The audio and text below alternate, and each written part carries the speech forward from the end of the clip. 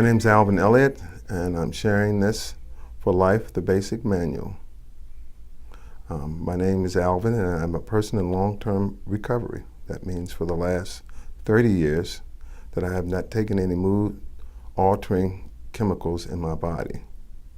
And today I want to talk about, how that has helped me live my life today.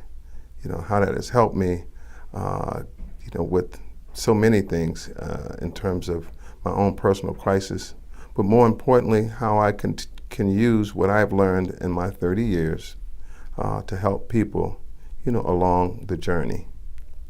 Born and raised in Washington, D.C., an Army brat, a twin. I have a twin brother and 5 other siblings. But none of my life prepared me for the road that I was going to travel. The road of carrying of active addiction. But as a result of being on that road, I was able to find help. I was able to find help through a group of people who were struggling with the same issues that I had. Eventually, what I come to find out was that that the substance was just a symptom of a bigger problem, but still and yet, once, I had to get the substance out of the way before I could move on to my life. And through that journey, I was able to, find an awakening of my spirit. I was able to connect with, a life force, if you may say it that way, a creator, something that was greater than myself, that helped me become new again. I look at, my experience as an experience where, I have become a new person as a result, of my past. A lot of people say, well, it's those who have gone down the rough road that are the best teachers for those who are on the rough road right now. And I'm a living proof of that. This journey has had its highs and its lows. I was able to, finish off, and retire from my personal business. I was, worked for the post office for 30 years. Retired from that. I was able to finish up college, and get a degree. And all of those things, are a result of, my personal journey through my recovery. But there have been some lows as a result of, something out of my control. And one of the things that I had to do is, learn how to accept powerlessness. One of my youngest son was murdered, and that was a very, very emotional time for us and my family.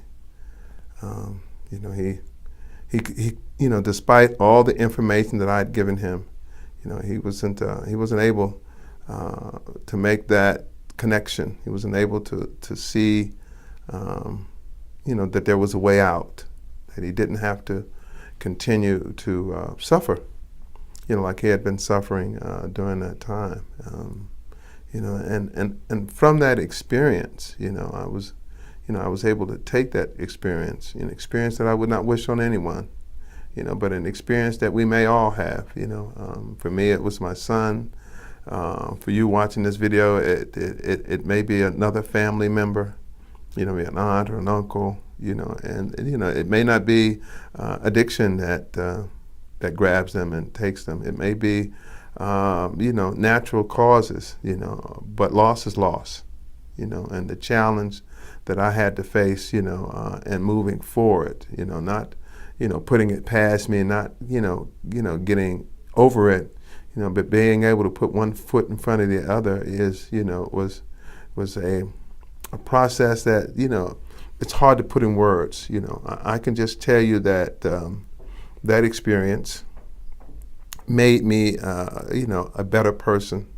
And that experience has made me a person that's willing, and able to help others. One of the things that I do currently now is that, I work with young people, and by working with those young people, I'm able to help them, find their path. A lot of times people will come to me and they'll want to know, well, what is the secret, to finding, long-term recovery. Well, the secret to finding long-term recovery is that it's no secret. It's based in willingness. It's based in, how I plan to look at my life. Am I the smartest person in the world? Or am I just a person that's that's in need of some help? And sometimes, what I find when I'm talking to people about recovery and what recovery means to me, that's what I tell them. I said, well, Alvin, how does a person get to 30 years? And I told them that staying in the process of recovery today. Every person that comes into the process of recovery starts with their first day, and from that first day, you just build upon it. You find other people. You find the path that works for you. I'm not here to promote any particular path. That's not my role. My role is to let you know that there's a way out, and you can take that way out. And if you want to take that way out, then, the work is before you, and when I say the work is before you, that means that, that you have to make a decision, to stop. Stopping is the decision that you'll have to make, and no matter what it is that comes into your life that you think that, that you'll need to do, or take a substance or anything like that, then you're going to have to find a way to stop that.